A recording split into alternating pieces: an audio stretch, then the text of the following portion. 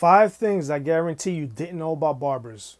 Barbers used to castrate. Back in the old days when judges sentenced convicted rapists, they would either sentence them to death or castration. And who used to carry out the castrations? Of course, the barber surgeons. I can hear the judge now. Off with his testicles! Barbers used to bathe their clients. Back in the Western times, some barbershops were also bathhouses. This was evident in the 1973 Clint Eastwood Western classic, High Plains Drifter. A nice haircut and a hot bath would set you back about 75 to 90 cents. If you just wanted a bath by itself, it was 50 cents. If you were willing to do it with used water, it would run you 25 cents. Barbers actually helped win wars.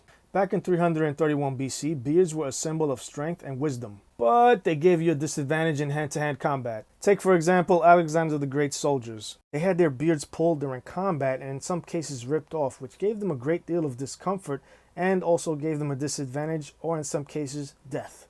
Because of this, Alexander the Great ordered all his soldiers to get their hair and beards cut off indefinitely. This is actually what helped him win the war against the Persians. Imagine if that happened today. What you say, you want to fight? Alright, hold up. I'll be back. I'm going to the barber shop.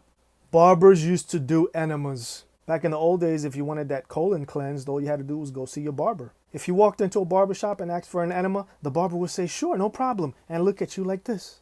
And for those exclusive VIP clients, some Western barbers used to do something called tobacco smoke enemas. Yes, it is exactly what it sounds like. They literally blew smoke into your backside using this thing. They believed that this type of enema would help treat colds and cholera, among other illnesses. This method of enema was also used to revive drowning victims. I bet it was. It's an understatement to say that barbers used to bend over backwards for you in those days. All you had to do was bend over. Barbers used to be grave robbers. Most of us already know that barbers were also barber surgeons back in history.